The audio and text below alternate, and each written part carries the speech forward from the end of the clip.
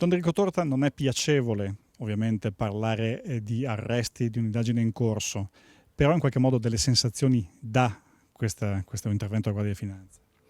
Beh certo, dà una sensazione, anche se io devo dire,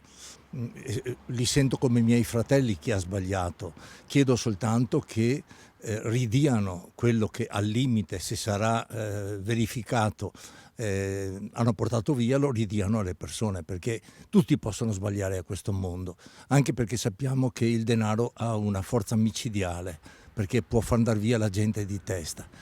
A me interessa che questi 80.000 della banca di Veneto Banca e questi 120.000 della banca di Vicenza Popolare abbiano i loro soldi, perché c'è gente che telefona, poveretti, piangendo. Proprio poco tempo fa,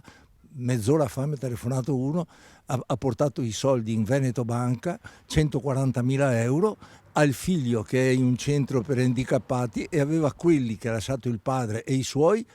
per figlio, perché possa un giorno affrontare